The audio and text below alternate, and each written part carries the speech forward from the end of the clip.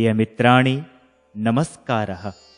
अष्टमकक्षायाः रुचिरा इति संस्कृतपाठ्यपुस्तकस्य अनुशिक्षणे भवतां स्वागतम्। अद्य वयं तृतीयपाठस्य तृतीयं भागं पठामः।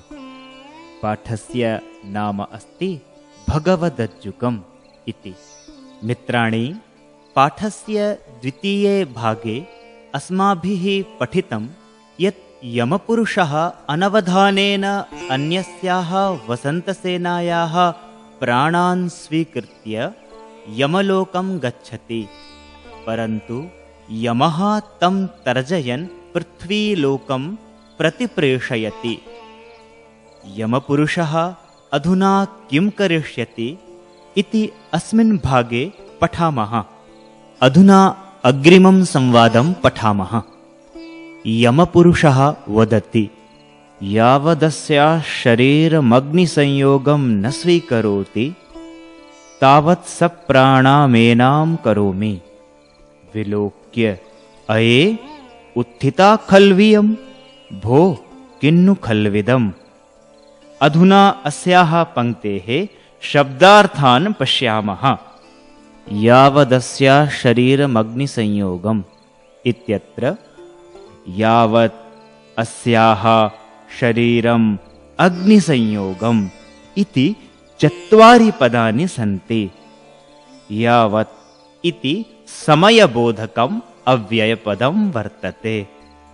अस्याः इत्यत्र इदम् इति मकारान्तसर्वनामशब्दः स्त्रीलिङ्गं षष्ठी विभक्तिः एकवचनं वर्तते, अर्थात् वसन्तसेनायाः। शरीरम् इत्यत्र शरीर इति अकारान्तनपुंसकलिङ्गशब्दः प्रथमा विभक्तिः एकवचनम् अस्ति, अर्थात् देहम्। अग्निसंयोगम् इत्यत्र अग्निसंयोग इति अकारान्तपुंलिङ्गशब्दः द्वितीया विभक्तिः एकवचनं वर्तते, अर्थात् अन्तिमसंस्कारम्। न इति अव्ययपदं वर्तते, नहि इत्यर्थः। स्वीकरोति इति अस्मिन् क्रियापदे स्वी इति उपपदपूर्वकस्य क्री इति धातुः लट् लकारः प्रथमपुरुषः एकवचनं वर्तते। प्राप्नोति इत्यर्थः। तावत् इति समयबोधकम् अव्ययपदं वर्तते। सप्राणाम् इत्यत्र सप्राणा इति आकारान्त स्त्रीलिङ्गशब्दः द्वितीया विभक्तिः एकवचनं वर्तते, अर्थात् प्राणयुक्ताम्। एतत् वसन्तसेनायाः विशेषणपदम्। एनाम् इत्यत्र एतद् इति दकारान्तसर्वनामशब्दः स्त्रीलिङ्गं द्वितीया विभक्तिः एकवचनम् अस्ति, अर्थात् वसन्तसेनाम्। करोमि इति अस्मिन् क्रियापदे क्रि इति धातुः लट् लकारः उत्तमपुरुषः एकवचनं वर्तते, अर्थात् सम्पादयामि। विलोक्य इत्यत्र वि उपसर्गः लोक् इति धातुः ल्यप् प्रत्ययः च वर्तते। दृष्ट्वा इत्यर्थः। अये इति आश्चर्यबोधकं सम्बोधनपदम्। अहो इत्यर्थः। उत्थिता इत्यत्र उत् उपसर्गः स्था इति धातुः क्ता इति प्रत्ययः च अस्ति। जागरिता इत्यर्थः। खलु इति निश्चयार्थकम् अव्ययं वर्तते। किल इत्यर्थः। इयम् इत्यत्र इदम् इति मकारान्तसर्वनामशब्दः स्त्रीलिङ्गं प्रथमा विभक्तिः एकवचनं वर्तते, अर्थात् वसन्तसेना। भोः इति आश्चर्यसूचकं सम्बोधनपदम्। अहो इत्यर्थः। किन्नु इति प्रश्नार्थकम् अव्ययं वर्तते। खलु इदम् अर्थात् एतत् किं भवति इति भावः। अस्मिन् वाक्ये सप्राणाम् एनाम् इयं च इति पदत्रयमपि वसन्तसेनायाः विशेषणम् अस्ति।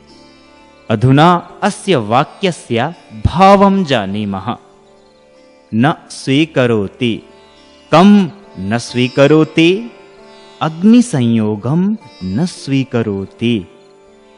किम् अग्निसंयोगं न स्वीकरोति? शरीरम् अग्निसंयोगं न स्वीकरोति। कस्याः शरीरम् अग्निसंयोगं न स्वीकरोति? अस्याः वसन्तसेनायाः शरीरम् अग्निसंयोगं न स्वीकरोति। सप्राणां करोमि। कः करोति? यमपुरुषः करोति। यमपुरुषः किं करोति? यमपुरुषः सप्राणां करोति। यमपुरुषः कां सप्राणां करोति? यमपुरुषः एनां वसन्तसेनां सप्राणां करोति। का उत्थिता? इयं वसन्तसेना उत्थिता। उत्थितां वसन्तसेनां दृष्ट्वा यमपुरुषः वदति, अस्या जीवो मम करे उत्थितैषा वराङ्गना। आश्चर्यं परमं लोके भुवि पूर्वं न दृश्यते। आदौ अस्य श्लोकस्य पदच्छेदं कुर्मः। अस्याः जीवः मम करे उत्थिता एषा वराङ्गना। आश्चर्यं परमं लोके भुवि पूर्वं न दृश्यते। इदानीम् अस्य अन्वयं कुर्मः। अस्याः जीवः मम करे अस्ति, तथापि एषा वराङ्गना उत्थिता। लोके परमम् आश्चर्यं वर्तते, भुवि पूर्वं न दृश्यते। अधुना अस्य वाक्यस्य शब्दार्थान् पश्यामः। अस्याः इत्यत्र इदम् इति मकारान्तसर्वनामशब्दः स्त्रीलिङ्गं षष्ठी विभक्तिः एकवचनं वर्तते। अर्थात् वसन्तसेनायाः। जीवः इत्यत्र जीव इति अकारान्तपुल्लिङ्गशब्दः प्रथमा विभक्तिः एकवचनम् अस्ति। प्राणाः इत्यर्थः। मम इत्यत्र अस्मद् इति दकारान्तसर्वनामशब्दः षष्ठी विभक्तिः एकवचनम् अस्ति। अर्थात् यमपुरुषस्य। करे इत्यत्र कर इति अकारान्तपुंलिङ्गशब्दः सप्तमी विभक्तिः एकवचनं वर्तते। हस्ते इत्यर्थः। एषा इत्यत्र एतद् इति दकारान्तसर्वनामशब्दः स्त्रीलिङ्गं प्रथमा विभक्तिः एकवचनं वर्तते। इयम् इत्यर्थः। अर्थात् वसन्तसेना। वराङ्गना इत्यत्र आकारान्तस्त्रीलिङ्गशब्दः प्रथमा विभक्तिः एकवचनं वर्तते। अर्थात् श्रेष्ठा स्त्री वसन्तसेना। उत्थिता इत्यत्र उत् उपसर्गः स्था धातुः क्ता प्रत्ययः उत्थिता इति आकारान्तस्त्रीलिङ्गशब्दः प्रथमा विभक्तिः एकवचनम् अस्ति। अर्थात् जागरिता। लोके इत्यत्र लोक इति अकारान्तपुंलिङ्गशब्दः सप्तमी विभक्तिः एकवचनं वर्तते। संसारे इत्यर्थः। परमम् इति अव्ययपदम् अर्थात् महत्। आश्चर्यम् इत्यत्र आश्चर्य इति अकारान्तनपुंसकलिङ्गशब्दः प्रथमा विभक्तिः एकवचनम् अस्ति। अद्भुतम् इत्यर्थः। भुवि इत्यत्र भू इति ऊकारान्तस्त्रीलिङ्गशब्दः सप्तमी विभक्तिः एकवचनं वर्तते। पृथिव्याम् इत्यर्थः। पूर्वम् इति अव्ययपदम् अर्थात् प्राक्। न निषेधात्मकम् अव्ययम् अर्थात् नहीं। दृश्यते इति अस्मिन् क्रियापदे दृश् धातुः कर्मणि लट्लकारः प्रथमपुरुषः एकवचनम् अस्ति अर्थात् अवलोक्यते इति। अधुना भावम् अवगच्छामः। दृश्यते अर्थात् अवलोक्यते। किं न दृश्यते? आश्चर्यं न दृश्यते। कीदृशम् आश्चर्यं न दृश्यते?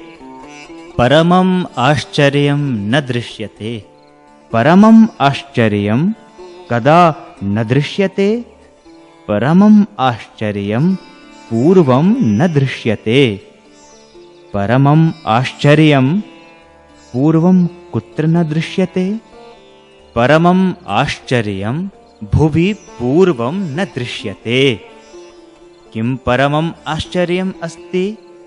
गणिकायाः प्राणाः यमपुरुषस्य हस्ते सन्ति, परन्तु प्राणान् विना अपि सा जागरिता इति परमम् आश्चर्यम् अस्ति। प्राणाः कस्याः सन्ति? प्राणाः अस्याः अर्थात् गणिकायाः सन्ति। गणिकायाः प्राणाः कुत्र सन्ति? गणिकायाः प्राणाः करे सन्ति। गणिकायाः प्राणाः कस्य करे सन्ति? गणिकायाः प्राणाः मम अर्थात् यमपुरुषस्य करे सन्ति। का उत्थिता? एषा वसन्तसेना उत्थिता। कीदृशी वसन्तसेना उत्थिता? वरांगना वसन्तसेना उत्थिता। अधुना अस्य श्लोकस्य भावार्थं पश्यामः। अरे, अस्याः वसन्तसेनायाः प्राणाः तु मम हस्ते सन्ति, पुनरपि एषा श्रेष्ठा स्त्री जागरिता। संसारे एतत् महत् आश्चर्यं वर्तते, यत् भूतले पूर्वं कदापि न दृष्टम् इति। अग्रिमं संवादं पठामः। अयमत्र भवान् योगी परिव्राजकः क्रीडति, किमिदानीं करिष्ये? भवतु दृष्टम्। इदानीम् अस्य शब्दार्थान् अवगच्छामः। अये इति विस्मयबोधकं सम्बोधनम्। अहो इत्यर्थः। अयम् इत्यत्र इदम् इति मकारान्तसर्वनामशब्दः पुल्लिङ्गं प्रथमा विभक्तिः एकवचनम् अस्ति अर्थात् परिव्राजकः। अत्र भवान् इति आदरसूचकवाक्यांशः आदरणीयः इत्यर्थः। योगी इत्यत्र योगिन् इति नकारान्तपुल्लिङ्गशब्दः प्रथमा विभक्तिः एकवचनम् अस्ति अर्थात् सिद्धः। परिव्राजकः इत्यत्र परिव्राजक इति अकारान्तपुल्लिङ्गशब्दः प्रथमा विभक्तिः एकवचनं च वर्तते अर्थात् सन्यासी। क्रीडति इति अस्मिन् क्रियापदे क्रीड इति धातुः लट् लकारः प्रथमपुरुषः एकवचनम् अस्ति।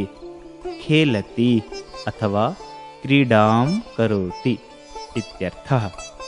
किम् इत्यत्र किम् इति मकारान्तसर्वनामशब्दः नपुंसकलिङ्गं प्रथमा विभक्तिः एकवचनम् अस्ति। क्या इति हिन्द्यर्थः। इदानीम् इति अव्ययपदम् अर्थात् अधुना। करिष्ये इति अस्मिन् क्रियापदे क्रि इति धातुः आत्मनेपदम्। लट् लकारः उत्तमपुरुषः एकवचनं च वर्तते। करोमि इत्यर्थः। भवतु इत्यत्र भू इति धातुः लोट् लकारः प्रथमपुरुषः एकवचनम् अस्ति अर्थात् अस्तु। दृष्टम् अस्मिन् पदे दृश् इति धातुः क्ता प्रत्ययः नपुंसकलिङ्गं प्रथमा विभक्तिः एकवचनम् अस्ति अर्थात् अवगतम् इति। इदानीम् अस्य वाक्यस्य भावम् अवगच्छामः। क्रीडति अर्थात् खेलति। कः क्रीडति? परिव्राजकः क्रीडति। कीदृशः परिव्राजकः क्रीडति? योगी परिव्राजकः क्रीडति। वाक्ये अयम् इति पदं कस्मै प्रयुक्तम्? वाक्ये अयम् इति पदं परिव्राजकाय प्रयुक्तम्। योगी परिव्राजकः कुत्र क्रीडति? योगी परिव्राजकः अत्र अर्थात् उद्याने क्रीडति। किमिदानीं करिष्ये इति कः वदति? किमिदानीं करिष्ये इति यमपुरुषः वदति। किमिदानीं करिष्ये इति यमपुरुषः कं प्रति वदति? किमिदानीं करिष्ये इति यमपुरुषः आत्मानम् एव वदति। अधुना अग्रिमं संवादं पठामः। अस्याः गणिकाया आत्मानं परिव्राजकशरीरे न्यस्य अवसिते कर्मणि यथास्थानं विनियोजयामि। इदानीं शब्दार्थान् पश्यामः। अस्याः इत्यत्र इदम् इति मकारान्तसर्वनामशब्दः स्त्रीलिङ्गं षष्ठी विभक्तिः एकवचनम् अस्ति। एतस्याः इत्यर्थः अर्थात् वसन्तसेनायाः। गणिकायाः इत्यत्र गणिका इति आकारान्त स्त्रीलिङ्गशब्दः षष्ठी विभक्तिः एकवचनम् अस्ति अर्थात् वसन्तसेनायाः। आत्मानम् इत्यत्र आत्मन् इति नकारान्तपुल्लिङ्गशब्दः द्वितीया विभक्तिः एकवचनं वर्तते। प्राणाः अथवा जीवम् इत्यर्थः। परिव्राजकशरीरे इत्यत्र परिव्राजकस्य शरीरे इति विग्रहः परिव्राजकशरीर इति अकारान्तनपुंसकलिङ्गशब्दः सप्तमी विभक्तिः एकवचनम् अस्ति अर्थात् परिव्राजकस्य देहे इत्यर्थः। न्यस्य इत्यत्र नि उपसर्गः अस् इति धातुः ल्यप् प्रत्ययः च वर्तते। संस्थाप्य इत्यर्थः। अवसिते इत्यत्र अवसित इति अकारान्तनपुंसकलिङ्गशब्दः सप्तमी विभक्तिः एकवचनम् अस्ति अर्थात् समाप्ते अथवा सम्पन्ने। कर्मणि इत्यत्र कर्मन् इति नकारान्तनपुंसकलिङ्गशब्दः सप्तमी विभक्तिः एकवचनम् अस्ति। कार्ये इत्यर्थः। यथास्थानम् इति अव्ययपदम् अर्थात् समुचिते स्थाने इति अर्थः। विनियोजयामि इति अस्मिन् क्रियापदे वि तथा नि उपसर्गौ युज इति धातुः लट् लकारः उत्तमपुरुषः एकवचनं च वर्तते। स्थापयामि इत्यर्थः। अधुना अस्य वाक्यस्य भावम् अवगच्छामः। विनियोजयामि अर्थात् स्थापयामि। कः विनियोजयति? यमपुरुषः विनियोजयति। यमपुरुषः कं विनियोजयति? यमपुरुषः आत्मानम् अर्थात् प्राणान् विनियोजयति। यमपुरुषः कस्याः प्राणान् विनियोजयति? यमपुरुषः गणिकायाः प्राणान् विनियोजयति। यमपुरुषः गणिकायाः प्राणान् कुत्र विनियोजयति? यमपुरुषः गणिकायाः प्राणान् यथास्थानं विनियोजयति। यमपुरुषः गणिकायाः प्राणान् कदा यथास्थानं विनियोजयति? यमपुरुषः गणिकायाः प्राणान् अवसिते अर्थात् समाप्ते कर्मणि यथास्थानं विनियोजयति। यमपुरुषः गणिकायाः प्राणान् किं कृत्वा यथास्थानं विनियोजयति? यमपुरुषः गणिकायाः प्राणान् न्यस्य अर्थात् संस्थाप्य यथास्थानं विनियोजयति। यमपुरुषः गणिकायाः प्राणान् कुत्र न्यस्य अवसिते कर्मणि यथास्थानं विनियोजयति? यमपुरुषः गणिकायाः प्राणान् परिव्राजकस्य शरीरे न्यस्य अवसिते कर्मणि यथास्थानं विनियोजयति। अधुना अग्रिमं संवादं पठामः। परिव्राजकः उत्थाय गणिकायाः स्वरेण परभृतिके परभृतिके शाण्डिल्यः अरे प्रत्यागतप्राणः खलु भगवान्? परिव्राजकः कुत्र कुत्र रामिलकः? रामिलकः भगवन्नयमस्मि।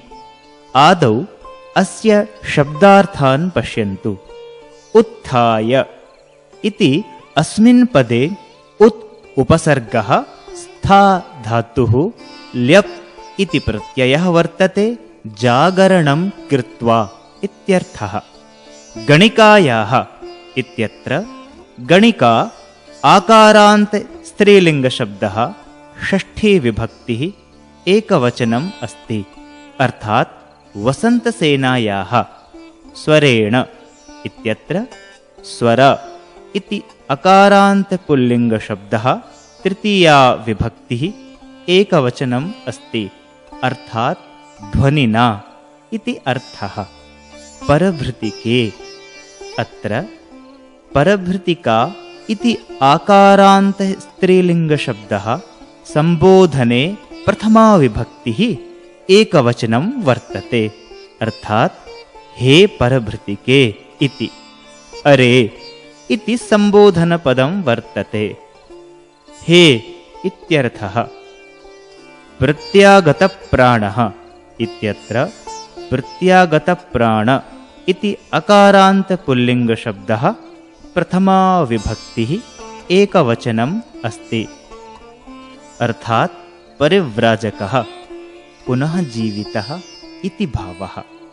भगवान् इत्यत्र भगवत् इति तकारान्त पुल्लिङ्गशब्दः प्रथमा विभक्तिः एकवचनम् अस्ति अर्थात् सम्माननीयः अथवा श्रेष्ठपुरुषः इति।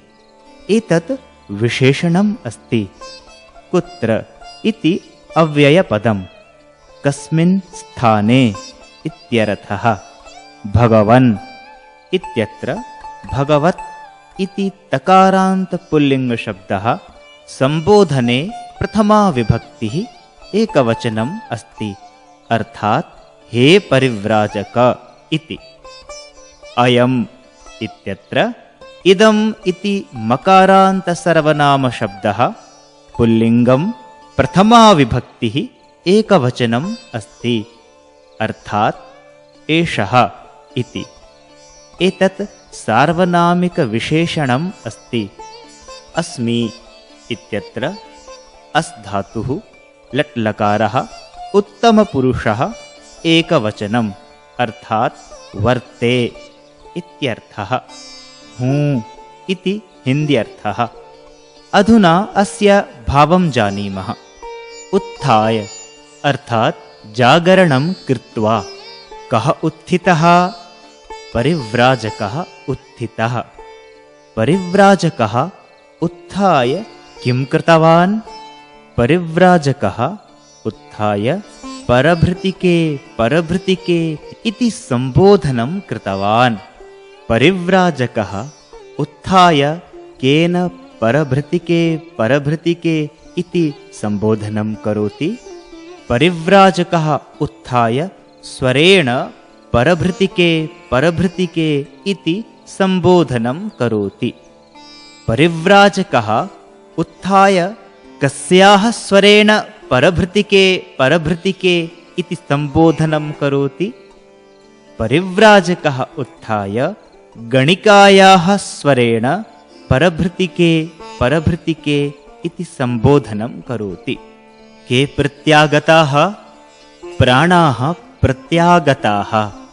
अत्र प्राणाः इति पदं नित्यबहुवचनान्तम् अस्ति। यस्य प्राणाः प्रत्यागताः सः कः?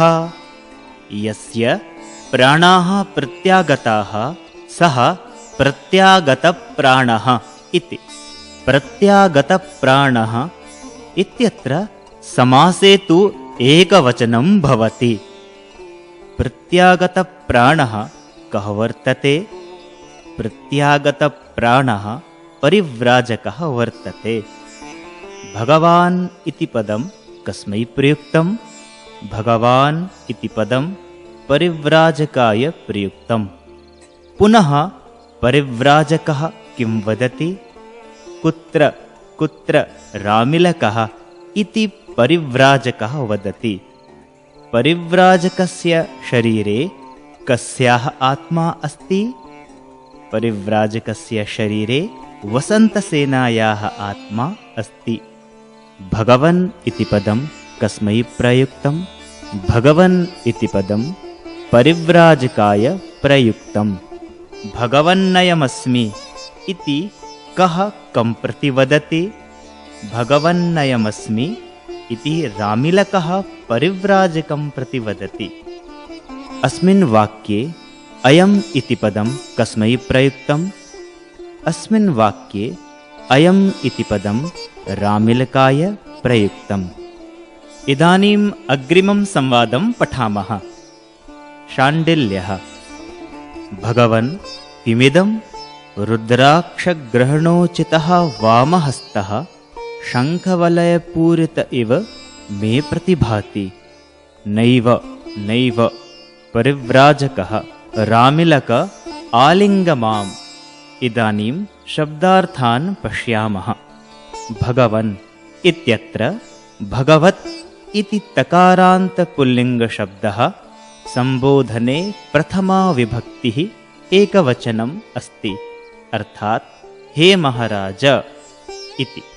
रुद्राक्षग्रहणोचितः इत्यत्र रुद्राक्षग्रहण उचित इति अकारान्तपुल्लिङ्गशब्दः प्रथमा विभक्तिः एकवचनम् अस्ति। रुद्राक्षधारणाय योग्यः इत्यर्थः।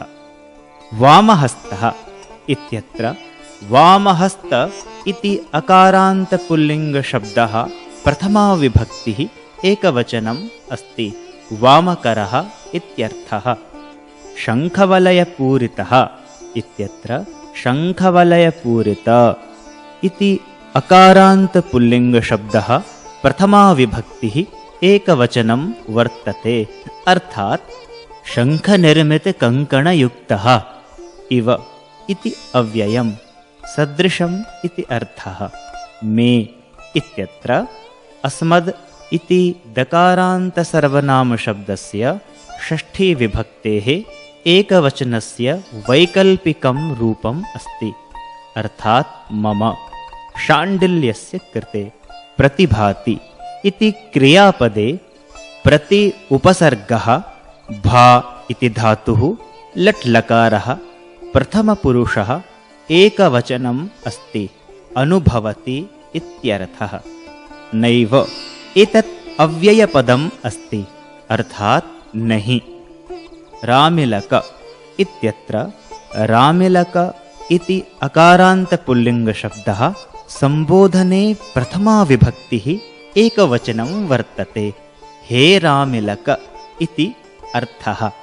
आलिङ्ग इति अस्मिन् क्रियापदे आ उपसर्गः, लिङ्ग इति धातुः, लोट् लकारः, मध्यमपुरुषः, एकवचनम् अस्ति। परिष्वजस्व अथवा आलिङ्गनं कुरु इति। माम् इत्यत्र अस्मद् इति दकारान्तसर्वनामशब्दः द्वितीया विभक्तिः एकवचनं विद्यते, अर्थात् मम कृते अथवा परिव्राजकम् इत्यर्थः। अधुना प्रश्नोत्तराणां माध्यमेन वाक्यस्य भावम् अवगच्छामः। प्रतिभाति अर्थात् अनुभवति। कः प्रतिभाति? वामहस्तः प्रतिभाति। कीदृशः वामहस्तः प्रतिभाति? रुद्राक्षग्रहणोचितः वामहस्तः प्रतिभाति। रुद्राक्षधारणयोग्यः वामहस्तः कथम् इव प्रतिभाति? रुद्राक्षधारणयोग्यः वामहस्तः शङ्खवलयपूरितः इव प्रतिभाति।